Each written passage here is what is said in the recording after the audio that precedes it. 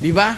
Yung isang papaya, ilang buwan yun bago lumaki. Nag-umpisa yun sa pagkaliit-liit eh. Lumaki ganyan. Tatapon mo. Sayang yun. Gumawa ang Diyos ng... Nagbigay siya ng panahon para lumaki yun. Yung isang isda, bago lumaki yung isang tilapia, 4 na buwan. Para magkaroon ka ng tilapia ang ganyang kalaki. Tapos tatapon mo lang. Pag-aaksaya, wala kang pag-ibig. Kaya lang, hindi ko naman pwedeng hanapin yung sarili ko sa'yo. Matagal akong naghahanap sa mga kasama ko sa buhay, hindi ko makita. Yung tiyaga ko, yung panghihinayang ko sa kabuhayan, yung pagsisinup ko, di ko makita sa iba. Nabibigo ako lagi. Hindi naman ako pwedeng magalit. Kaya sabi ko, okay lang talaga, sabi ng Diyos. Ang may pag-ibig, hindi mo hahanapin yung iyong sarili. Tapos, ano pa? Ang pag-ibig, hindi nayayamot. Ang pag-ibig, di nayayamot. Marami kasing ikakayamot ka eh. Naku, ako'y tumira sa Guago eh. Talagang yung mga napagkasama ko eh. Kayo baka ako'y nagsitanda ng walang kamalay-malay sa buhay? Bumili kong hipon. Hinimay. Pagkahimay, inihiwala yung laman, inihiwala yung pinaghimayan. Di ba sa Kapampangan, yung sabaw ng hipon, yung gume nga rin. Tatadtarin yung hipon, kukunin yung sabaw. Pinatadtad ko, 2 kilong hipon, panghalo ko sa lumpia eh. Tinadtad. Nung matadtad na, sabi ko doon sa isa, ano ka ako, salain mo yung hipon. Ang ginawa, sinalangan, nilagay sa salaan, tinapat sa gripo. Hinugasan nyo. Nakuha ko ang natira yung gusto kong batukan, mga kapatid. Ay, ano pa ako lasa nung igigisa? Nati, itinapon mo yung lasa. Meron palang ganun tao. Parang yung telepono, nagri-ring. Angatin mo yung telepono, inangat nga.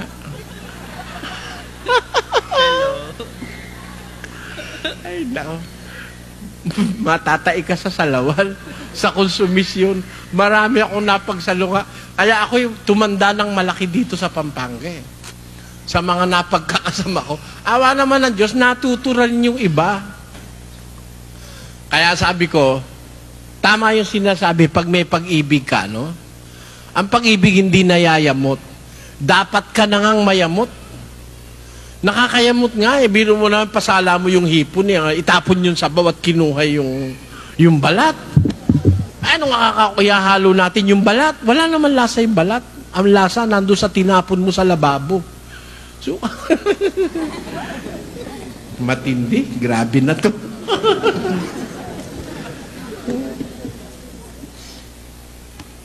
Bago po ako tumandang ganito, marami ko nasaksi ang mga maling gawain ng tao. Parang nyo nakita nga yung telepono, ininangat. Buong telepono inangat, hindi yung auditibo. Buong telepono inangat, tapos hello? Bakit ayaw sumagot? Hello lang, hello, ayaw sumagot. Wala ka. Marami pa ho. Kung ikukwento ko sa inyo, umagahin tayo sa dain ng napagsasalunga ko ng mga katangahan sa tao. Pero hindi ka dapat mayamot eh. Ng batas, kung mahal mo yung kapatid mo, ang pag-ibig hindi nayayamot. 2 kawa. 2 kawa. Kunin mo kako yun, ilagay mo. Yung repolyo, yung isang kawa, paksiw na lechon. Yung isang kawa, lumpiang sariwa. Pinadampot ko yung repolyo, ilagay mo. Nilagay sa paksiw na lechon yung repolyo. Kung hindi ka magtitiis, mamamatay ka sa sama ng loob. Ay, nako. Kaya, sabi, ang pag-ibig hindi nayayamot. Ngingiti ka na lang kuminsan.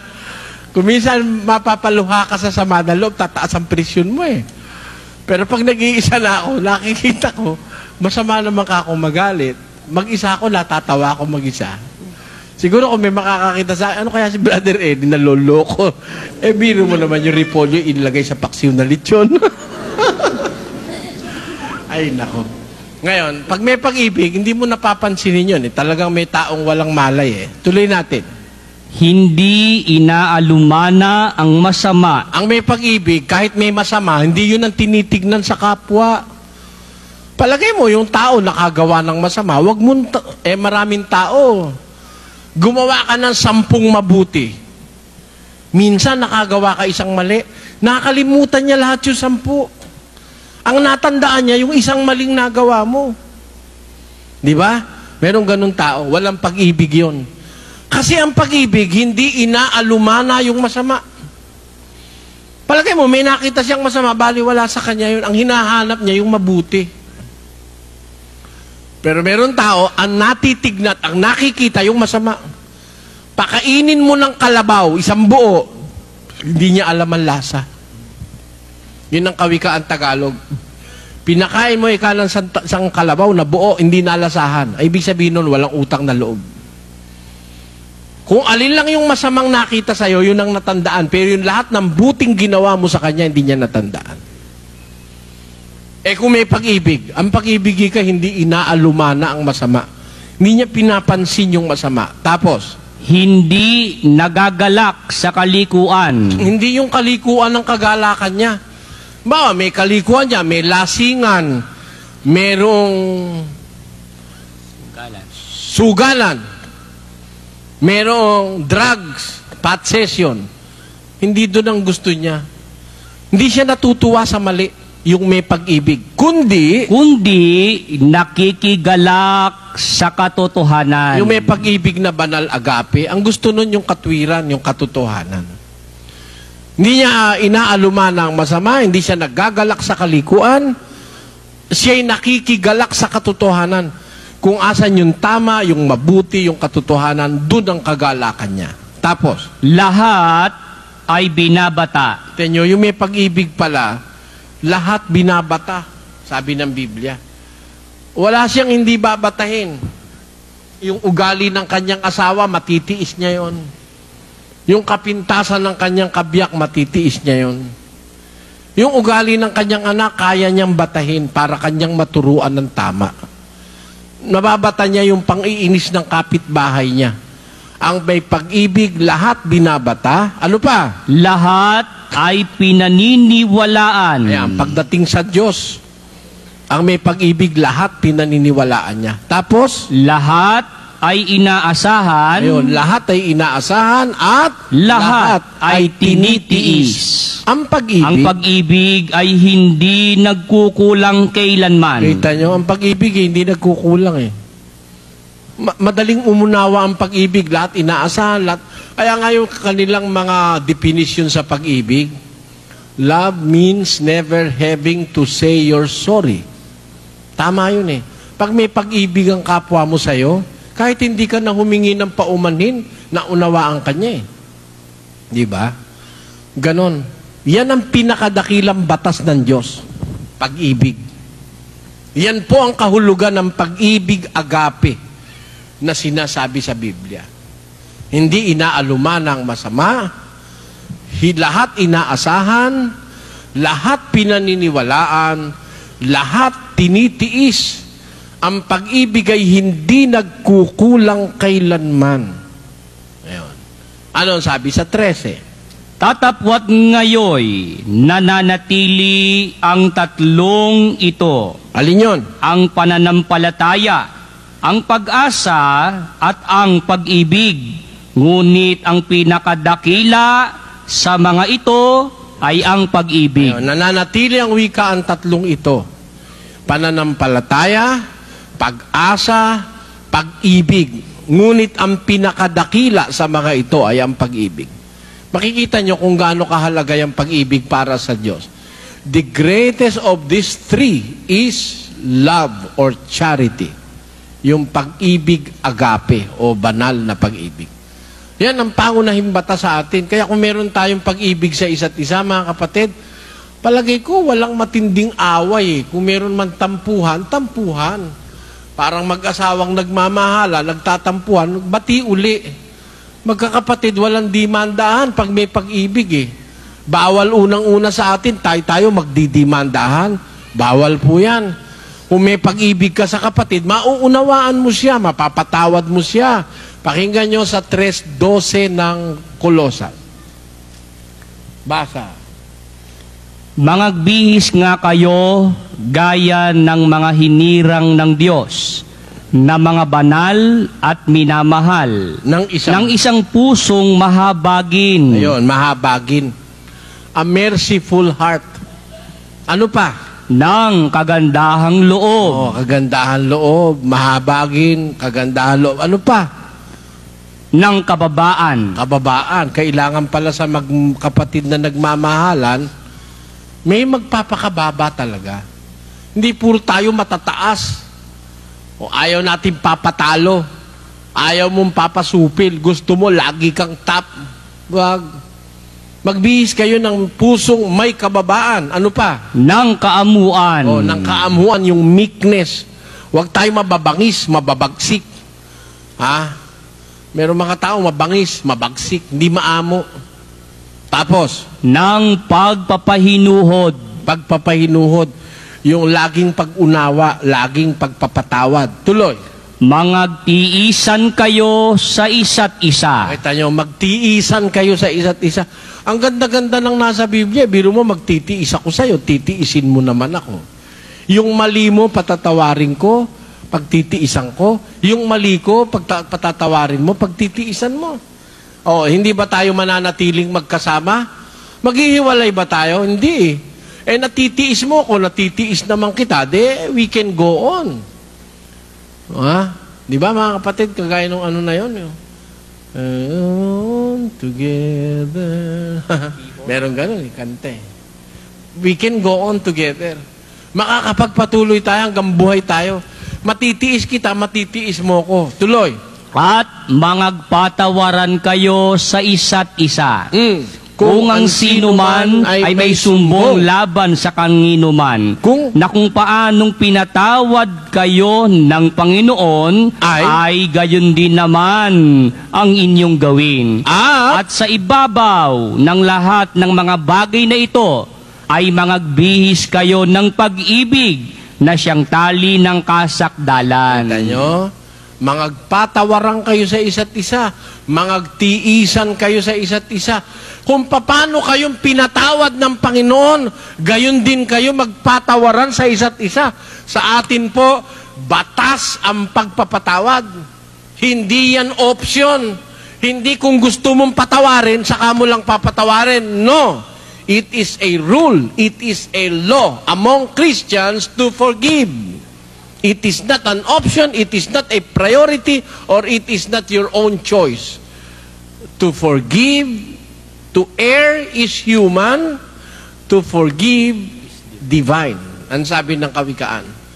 Kaya, sa iglesia, ang pagpapatawad sa kapatid ay obligasyon. Hindi ito pamimili. Ito'y obligasyon. Magpapatawad ka. Bakit? Alam kasi ng Diyos, magkakasala tayong lahat eh. 7:20. Pakinggan nyo sa Ecclesiastes. Tunay na walang matuwid sa lupa, na gumagawa ng mabuti at hindi nagkakasala. O, kita nyo, walang matuwid sa lupa na gumagawa ng mabuti at hindi nagkakasala. Kahit matuwid ang tao, nagkakasala. May limitasyon kasi ating mata, ang ating pakinig, ang ating paningin. Akala mo, yung nakita mo, ganun pala, hindi naman pala ganun. Ang tawag doon ng Tagalog, namalikmata. Yun naman, napakinggan mo, akala mo ganun, galit ka agad. Hindi naman pala ganun, nagkariringgang ka, sabi ng Tagalog. Nagkakamali ang pakinig, nagkakamali ang paningin. Kaya ang kailangan sa tao, pag nagkasala yung kapwa mo, unawain mo, ba't ba nagkasala? Ang misis mo, ba't ba nagkasala? Ang anak mo, ba't ba nagkasala? Unawain mo. Makahanda kang magpatawad. Kasi kung hindi tayo magpapatawad, wala tayong karapatang manalangin. Di ba? Sa pananalangin, dapat magpatawad na pag-aralan natin. Sa oras na mananalangin ka, dapat wala kang nakatanim na galit sa puso. Magpapatawad ka. At ang sabi ng Biblia sa Mateo 6, ganito. Sapagkat kung ipatawad ninyo sa mga tao ang kanilang mga kasalanan, ay patatawarin naman kayo ng inyong Ama sa kalangitan. Sapagkat tatapwat kung hindi ninyo ipatawad sa mga tao ang kanilang mga kasalanan, ay hindi rin naman kayo patatawarin ng inyong Ama sa inyong mga kasalanan. Gusto mong patawarin ka ng Diyos? Kailanmat mananalangin ka, hingi ka ng tawad? Gusto mo pakinggan ka ng Diyos? Magpatawad ka muna. Pag hindi ka nagpatawad, di ka rin niya patatawarin. Pag nagpatawad ka, patatawarin ka rin niya. Hindi naman sinungaling ang Diyos eh. Pag sinabi niya, gagawin niya, nagpatawad ka, ikaw naman ang humingi ng tawad, patatawarin ka.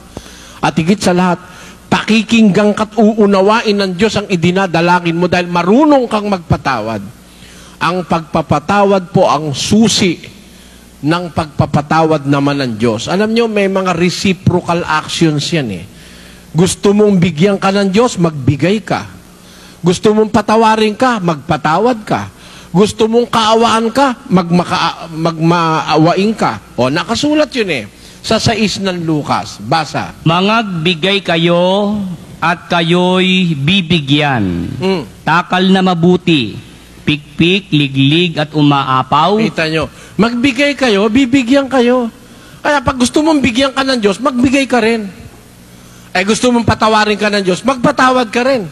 Gusto mong maawa ang Diyos sa'yo, magmaawain ka rin. Pakinggan nyo sa Mateo 5. Ganito ating mababasa. Meron tao malupit sa kapwa, walang awa. Hindi ka rin kaawaan ng Diyos. Basa. Mapapalad ang mga mahabagin. Bakit? Sapagkat sila'y kahahabagan. Blessed are the merciful, for they shall obtain mercy. Ang mahabagin, kinahahabagan. Ang maawain, kinaaawaan. Ang nagbibigay, binibigyan. Ang nagpapatawad, pinapatawad. Ganyan ng Diyos. Iya'y batas sa kapatiran. Kung magpapatawad tayo, magdidimandahan ba tayo, mga kapatid? Bawa, nagkasala ka, pinatawad kita. Nagkasala ko, pinatawad mo ko. May dimandahan ba? Pakinggan nyo sa 1 Korinto 6. Basa. Kung kayo nga'y mayroong usapin na mga bagay na nauukol sa buhay na ito, ilalagay baga ninyo upang magsihatol ang mga taong walang halaga sa iglesia? Sinasabi ko ito upang mangahiya kayo. Ano, di yata't wala baga sa inyo na isa mang marunong na makapagpapayo sa kaniyang mga kapatid? Kundi ang kapatid ay nakikipag-usapin laban sa kapatid. At ito'y sa harapan ng mga hindi nagsisampalataya. Kita nyo? Wala bang marunong sa inyong pwedeng magpayo sa inyong kapatid? At ang kapatid nakikipag-usapin laban sa kapatid? Alam nyo, sa isang iglesyang may dimandahan, ibig sabihin puro bobo yun. Walang marunong na magpayo. Sa isang iglesyang nagdidimandahan ng miyembro, puro bobo yun. Mula sa puno nila na nandun sa Roma hanggang dun sa kanilang mga alaga dito sa Pilipinas, puro bobo. Nagdidimandahan walang pag-aayos Sa iglesia ng Diyos, bawal yun. Dapat may marunong na nagpapayo. Kapatid, patawarin mo na. Kung minsan nga, dahil sa ganyang bagay, ako tuloy agrabyado Nagnegosyo yung magkapatid. Nagkasundo. Nung nalulugi, idinamay ako. Bradley, ayaw ka akong bayaran. Logi na ika kami. Ang ganun ba? Away. Isang pamilya, nag-aaway-away sila. Sige ka ako, abunuhan ko na lang. Magkasundo na lang kayo. Anong marinig nung pinagkakautang abunuhan ko? Naku, ngumiti na. Lumaki ang mata, namilog. Niyakap na yung kanyang kasosyo. Sabi ko, sabagay, yung pera na yung konti lang Hindi ko pwedeng ipagpalit yung kapatiran doon sa konting pera. Mas mahalaga sa akin yung kapatiran sa Diyos. Kaya hindi dapat na nagbababagang magkakapatid sa demanda. Nagkakatampuhan yan, merong hindi pagkakaunawaan, pero para magdemandahan, ang refleksyon yan, puro tayo bobo. Wala bang marunong ika sa inyo makakapagpayo sa kapatid? At ang kapatid makakapagpayo sa kapatid? At ang kapatid din nakikipag-usapin laban sa kapatid at sa harapan ng hindi sumasampalataya? Sinasabi ko ito upang manghiya kayo. Bakit? Ngayon nga, tunay na isang pagkukulang sa inyo ang kayo-kayo'y magkaroon ng mga usapin. Pagkukulang sa inyo, magkaroon kayo ng usapin. Bawal yung demandahan. Pagkukulang yan. Para wag magkaroon ng usapin, anong batas? Bakit hindi bagkus ninyong tiisin ang mga kalikuan? Ba't hindi na lang yung tiisin? Palagay mo, may nagawang mali sa yung kapatid mo. Tiisin mo. Kung may pag-ibig ka, ang pag-ibig, lahat tinitiis eh. Ba't hindi nyo bagkus tiisin ang kalikuan? Bakit hindi bagkus kayo'y padaya? Padaya ka na lang. Halimbawa, ang halaga lang na pag-aawayan nyo, 20 pesos. Palagay mo, 100 piso na. Pag-aawayan nyo, biyaan mo na lang. Sige, kesa magtalo tayo kapatid, biyaan mo na. 100 lang naman. Malay mo, pag naawaan nyo sa atin, mahigit sa 100, ibigay niya sa atin.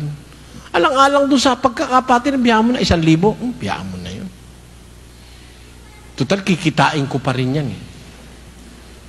Palagay mo, kasi meron tao nakakadaya, hindi niya alam eh.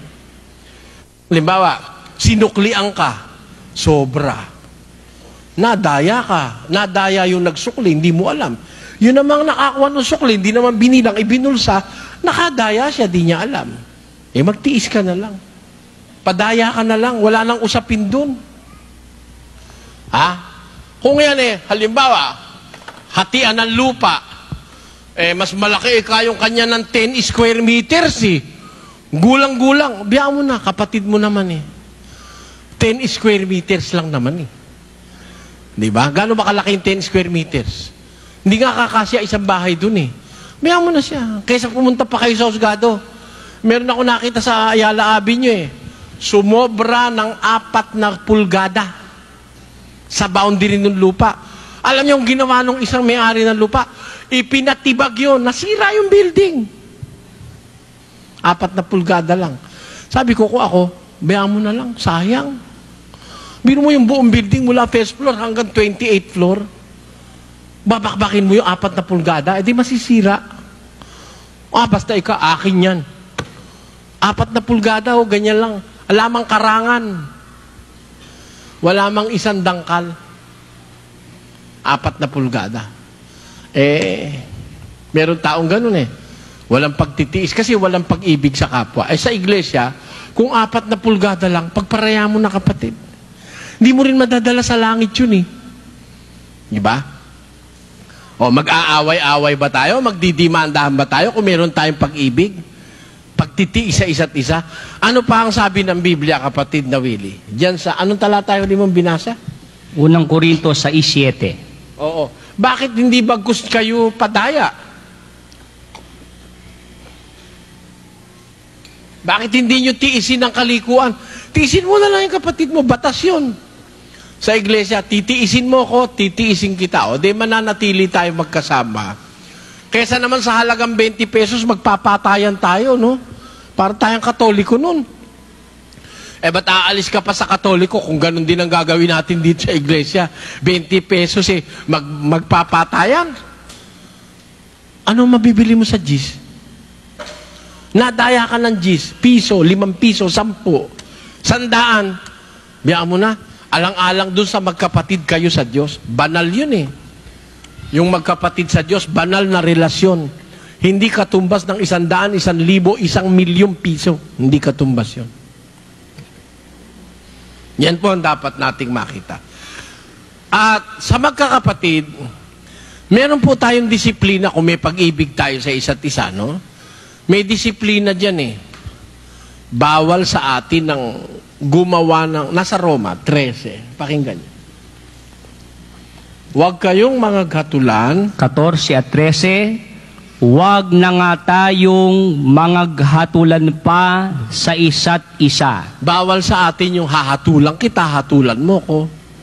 Maghahatulan kayo. Bawal po yun. Kundi bagkus, ihatol ninyo ito. Ano yung hatol natin? Na ang sinuman ay huwag maglagay ng katitisuran sa daan ng kaniyang kapatid. o kadahilanan ng ikararapa. Wag ka maglalagay ng ikakatisod ng kapatid mo. Yan ang ihahatol mo. Halimbawa, dalaga ka. May asawa na yung kapatid. Wag mo lalagyan ng katitisuran. Baka dalaga ka, aalimbungan mo, may asawa at may anak niya, mawawasak ang pamilya. Huwag ka maglagay ng katitisuran sa daan ng kapatid mo. O ng anumang kadahilanan ng ikararapa. Alam mo nang may pamilya na yung babae. Lalaki ka. Huwag mo nang ligawan. Matitisod yung kapatid mo. Madadapa yun. Yung asawa noon, madadamay. Baka maging kriminal pa yun pag nahuli kayong dalawa. Kaya ang sabi ng Diyos, huwag kayong maghahatulan. Ito ang ihatol nyo. This must be our judgment. Na huwag tayong maglagay ng katitisuran sa daan ng kapatid o anumang kadahilan ng ikadadapa. Huwag mong pabayang madapa ang kapatid mo. Dapat nga pag nadapa siya, alalayan mo ikaw pa maglalagay ng dahilan na ikadadapa, masamang tao ka nun. Ano hatol ng Biblia sa naglalagay ng katitisuran sa kanyang kapatid? Pakinggan nyo sa 17. Tatapwat, sino mang magbigay ng ikatitisod sa isa sa maliliit na ito na nagsisampalataya sa akin, ay may pakikinabangin pa siya kung bitinan ang kanyang leeg ng isang malaking batong gilingan at siya'y ilubog sa kalaliman ng dagat. Nakita niyong bigat ng kasalanan na yon? Pag nagpatisod ka ng kapatid, sabi ng Diyos, may pakikinabangin pa sa'yo kung talian ka ng gilingang bato. Ihulog ka sa gitna ng dagat para wag ka nang lumutang ulit. Baka paglutang mo, may matisod na naman uli sa pagmumukha mo. Matinding kasalanan yung magbibigay ka ng katitisuran. Kaya mga kapatid, kung ang gagawin natin o sasabihin natin, alam nating makakatisod sa kapatid, iatras mo na. Meron ka mang gustong sabihin, matitisod, atras mo na. Meron ka mang gustong gawin, may matitisod, iatras mo na. Sa aba ng sanglibutan, dahil sa mga kadahilanan ng pagkatisod. Datapwat. Sapagkat kinakailangang dumating ang mga kadahilanan. Datapwat sa aba ng taong iyong panggalingan ng kadahilanan. Yan, sa aba ng taong panggagalingan ng kadahilanan ng ikatitisod. Kaya ako'y maingat dyan na pag gumagawa ako, pansarilin, bawa, personal, matisod ka, maingat ako dyan. Sa pagtuturo ko ng aral, di bali, kung ayaw mong tanggapin, bahala ka sa buhay mo. Matisod ka kung gusto mo, aral ng Diyos yung sinasabi ko Pero yung pakikisama ko, doon ako maingat na mapatisod ko yung kapatid. Bawa, nakikisama ako sa isang kapatid, maingat ako ron na mapatisod ko siya. Biro mo, walang hatol na ibibigay ang Diyos sa'yo, kundi ilagay ka sa dagat. Mabuti pa sa'yo, itapon sa dagat, kaysa mabuhay ka sa mundo. Tanyo? Napakabigat na kasalanan niyang magpatisod sa kapatid. Bawal yan, mga kapatid. Ang magpatisod o magbigay ng kadahilan ng ikadadapa sa iyong kapatid. Baka yung pagdadaldal mo, yung pagsasalita mo, makatisod ka, akala mo kay sino ka, mayabang ka. Alam mo kung sino kang authority. Ingat ka, dahil pag may naipatisod kang kahit isa, may pakikinabangan pa sa'yo na malagay ka sa gitna ng dagat na mayroong nakabiting gilingang bato sa liig mo. Mabigat yan, mga kapatid. Bawal na bawal ng Diyos yang magpatisod. Ngayon, para walang tisuran, dapat manatili yung pag-ibig. Magtitiis ka, magtitiis ako. Magpapatawad ka, magpapatawad ako. Sino matitisod? Yan batas ng Diyos Halimbawa, nangutang ka. Para wag akong matisod, magbayad ka. Di ba? Sa bagay, ako kahit hindi mo bayaran, di ako matitisod. Kaya ko yun. Lahat ba ng kapatid, kaya na pag hindi nagbayad, hindi matitisod? Batas kasi yun. Sa Mateo 5, basa. Bigyan mo ang sa iyo'y humihingi at huwag mong talikdan ang sa iyo'y nangungutang. Bibigyan mo ang humihingi sa'yo. Huwag mong tatalikdan ang nangungutang sa'yo. Kaya sa atin, batas yun. Pag may humihingi, bigyan mo. May bibigay ka, bigyan mo. Pera na lang kung wala ka ibibigay. Yung nangungutang, pautangin mo. Huwag mong tatalikdan. O ano naman ang sabi sa nangutang? Pakinggan nyo. 13 ng Roma. Huwag kayong magkautang ng ano paman sa kanino man. Hindi bawal mangutang, pero masamang magkautang. Baka hindi mo binabayaran, nananatiling utang, masama yun. Ano ang sabi ng Biblia sa mga nangutang? Basa. Ang masama ay humihiram at hindi nagsasauli, ngunit ang matuwid ay nahahabag at nagbibigay. Yun ay masama, nang hihiram di nagsosoli. Meron ganun, kung mangutang, wala nang sulian eh. Masamang tao yun. Kaya sa isang kapatid na Kristiyano, nangutang ka, magbayad ka. Kung wala kang pambayad, manghingi ka diskargo, kapatid. Pangako ko sa'yo, katapusan, kaya lang hindi ko nakuha pera. Pasensya ka na, dagdagan mo na pagtitiis mo sa akin. Maganda yun. Kaysa ang gagawin, magtatago ka, hindi mo nababayara, walang hiya ka talaga. Tandaan nyo, mga kapatid, ang tatak ng masama. Ang masama, humihiram, hindi nagsosoli. Pagka ganyan ng tao, ayaw magsoli, meron naman isosoli, huwag nyo na uling pautangin. Mamimihasa lang yan. Ang masama, humihiram, hindi nagsosoli. Masamang tao yan. Wala, sino may sabing masama yan? Ang Diyos, hindi ako. Kaya kailangan pagka tayo ng utang, magsoli tayo. Masama ang hindi nagsosoli ng hiniram. Ang namasama, humihiram, hindi nagsasauli. Yan. Yan ang ating batas na sinusunod sa samahang ito. Utos sa ating magpautang sa nangungutang, magbigay sa naghihingi. Pero pagka nangutang ka, magsoli ka naman. Yun ang batas ng Diyos, patas yan eh. Para hindi madala yung nagpapautang sa'yo. Ang totoo kasi, pagka ikaw hindi nagbayad, ikaw din ang gigipit sa sarili mo eh. Kung halimbawa, nagbabayad ka, nakakautang ka na, nakakautinan nyo kung nakakaraos ako mga kapatid. Milyon-milyon araw-araw. Doon sa financing dyan sa Masantol. Milyon-milyon araw-araw. Ang pumapasok na cheque. Para makaraos ako, nangungutang. Babayad naman ako. Utang uli. Bayad, utang, bayad, utang, bayad. Ngayon nga, bumabalik na tuloy cheque ko eh. Sa dainan ng obligasyon. Mula sa Pari hanggang sa Mindanao. Ang cheque ko nakakalat na sa mga radyo, television, coordinating center, Meralco, telepono. Nako, katakot-takot ng daming cheque. Bayong-bayong na pera ang kailangan para malagyan lahat ng deposito. Walang pera. Nangungutang ako. Awa naman ng Diyos, may nagpapautang pa sa akin. Kasi, tiwala silang hindi ko naman lulukohin. Miski nga yung mga materialis ginagamit dito, kahit bumabalik na yung cheque, nagpapautang pa rin. Nagagalit nga yung suppliers natin eh. Pero, pagka nakabayad na, utang na naman uli si Islaw, bibigyan na naman uli. Kasi alam nila, kahit nadidelay ng paminsan-minsan, hindi naman tayo tatalikod sa utang eh. Yun ang kailangan. Nangungutang, magbabayad. Ganyan ang kapatirang sa Diyos. Huwag tayong magpapatisod sa kapatid.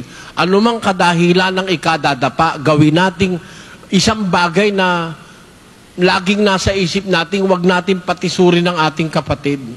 Kung yung gagawin mo, sasalitain mo, makakatisod, iatras mo na lang. Yan ang kailangan. Sa nag-iibigang magkakapatid sa Diyos. Ngayon, sa ating pagsasama-sama, tinuruan tayo ng pag-ibig. Ang ating gagawin ay yung sinasabing pag-ibig na banal. Bawal lang magtisuran, bawal lang magdimandahan, ano? Bawal yung tayo-tayo ay magpapatayan, magngangat-ngatan. Bakit ba bawal yun? Pakinggan nyo sa Galacia 5. 5 at 15. Sapagkat, kung kayo-kayo rin. Kung kayo-kayo rin ang nangagkakagatan at nangagsasakmal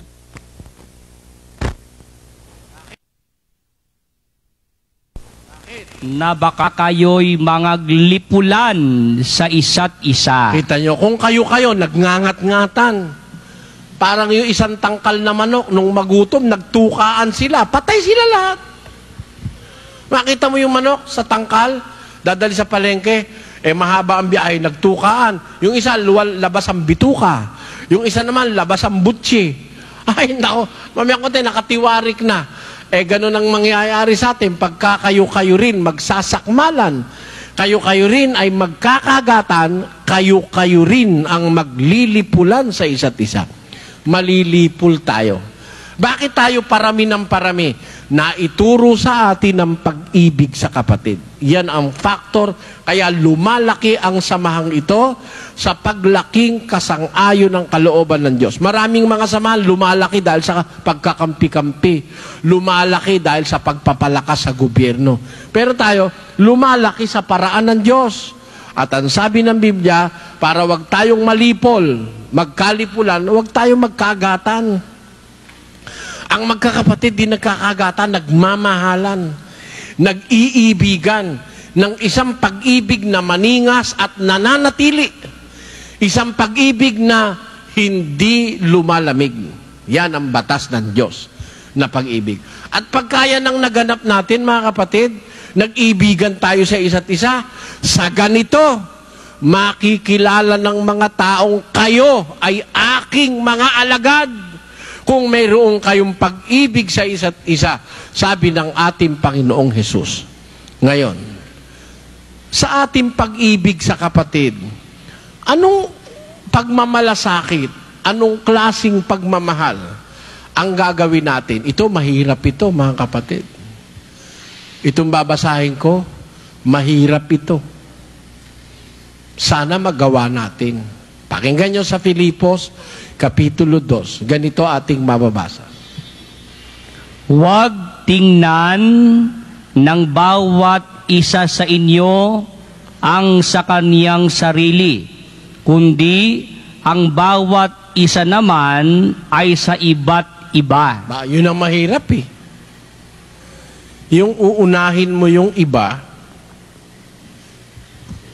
Halimbawa, ako nararanasan ko kasi, halimbawa, nagpapakain kami ng kapatid, kakapusin. Sabi ko, yung itinira mo sa akin, bigay mo na. Nung araw, doon sa kabilang compound, may mga kapatid dumating galing sa Visayas, Mindanao. Yung kumot, labas mo ako kumot. Mga unan. Bandang huli, nakita ko, ako walang kumot at unan.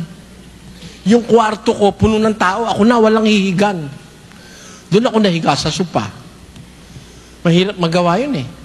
Yung uunahin mo yung kapwa. Hindi mo muna titignan ng sarili mo, unahin mo yung kapwa. Mahirap yun. Pero batas yun. Pakinggan nyo, sa unang Korinto 10. 10:24. Nagaya ko rin naman. 10:33. Nagaya ko din naman na sa lahat ng mga bagay ay nagbibigay lugod ako sa lahat ng mga tao na hindi ko hinahanap ang aking sariling kapakinabangan, kundi ang sa marami upang sila'y mga ligtas. Nakita niyo ang tunay na Kristiyano? Hindi ang hinahanap ko yung pansarili ko lang na pakinabangan, kundi ang sa marami upang sila'y maligtas. Yung unahin mo yung kapwa mo, mahirap na trabaho yun. Pero sa atin, nangyayari yun, mga kapatid. Meron akong nakitang mga kapatid sa samahang ito, talagang mga taong sa Diyos. Kahit hindi na sila makakain, mapakain lang ang iba. Kahit wala na silang matulugan, mapatulog lang ang iba. Nakakita ako niyan sa mga kapatid. Lalo na yung mga unang nakasama ko. Nakakita ko, marunong silang magparaya. Na hindi muna tinitignan yung kanilang sarili, kundi yung sa iba. Ganon si Kristo eh. Inuna ba ni Kristo sarili niya? Hindi. Inuna niya yung iba kahit na siya ay mapahamak pa. Kahit patayin pa siya. Pinapatay na nga siya, ang panalangin niya pa sa Ama. Ama, patawarin mo po sila. Hindi nila nalalaman ng kanilang ginagawa. Baka tayo ngayon ang patayin lumabang ka rin Baka ikaw ngayon ang papatayin baka hindi bumulot ka pa rin ng baril Sino sa atin ngayon ang mananalangin, Ama, patawarin mo po sila. Ganon? Ang galing nun. Papatayin ka na, pananalangin mo pa yung papatay sa'yo. Uunahin mo yung kapakanan ng kapwa kaysa sa sarili. Sa loob ng iglesia, ganun ang batas sa magkakapatid. Tingnan muna yung iba bago yung sarili. Nako, napakahirap gawin yan. Pero magagawa, mga kapatid. Pag naramdaman mo talaga yung pag-ibig na utos ng Diyos. Kaya nga sabi ko sa inyo, matupad lang yung nasa Biblia, kailangan ba natin ng pulis? Ha? Ang huwes, ay suspindido lahat yung huwes na yan, pulis, mga piskal, walang kaso. Pag yun ang sinunod, kung yun lang ay tinuro ni Cardinal Sin, hindi kailangan ng defense eh. Ha? Kung yan ay tinuro ng Katoliko, ba't kailangan ng defense? Ba't kailangan ng husgado? Ba't kailangan ng kung sino-sino dyan? Ba't kailangan ng mga pulis, NBI, may graft and corruption kasi? Ituro mo yan ang masunod. Ay, wala. Walang dimandahan. Hindi kailangan ng huwes, di kailangan ng piskal. Bawal ang dimandahan sa kapatid eh. Yan. Iyan lang ang masunod. Pagkaganda-ganda ng pamumuhay, magkakasala ka, magkakasala ako, pero magpapatawaran tayo. Titiisin mo ako, titiisin kita. Bibigyan mo ako, bibigyan din kita. Reciprocal relationships, symbiotic. Ha? Hindi puro pakahig.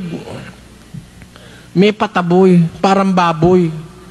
Hindi puro manok na pakahig. Kakahig, tataboy, kakahig, tataboy, kakahig, tataboy. Ganun ang Kristiyano. Nanghiram ako sa'yo, mahihiraman mo naman ako, mahihiraman naman kita. Ganun yun eh. Mahihingan mo ako, mahingan naman kita. Baka ang gusto mo ikaw lang lagi manghihingi, lumayas ka na. Hindi ka Kristiyano. Ang Kristiyano, may pag-ibig sa kapwa, sa kapatid, sa Diyos. Ayan. Yan po ang batas ng pagsasama-samang magkakapatid sa iglesia ng Diyos sa Biblia. Marami pang iba. Itutuloy po natin bukas sa paksaing Lunes. Ang pakikisama naman sa mga hindi... Lunes na po. Lunes na. Ang pakikisama naman sa hindi kapatid. Ang pinag-aralan natin, pakikisama sa kapatid. Ano? Sa Lunes po, kasi hindi naman lahat ng tao kaanib sa iglesia, merong hindi kapatid. Yung hindi kapatid, paano tayo makikisama? Papatayin natin? May iglesia, pag hindi nila kapatid, papatayin ka eh. Pag tutulong-tulungan ka.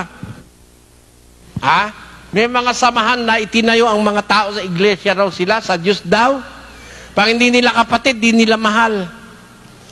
Sa atin, may batas ang Diyos sa pakikisama sa hindi kapatid sa iglesia.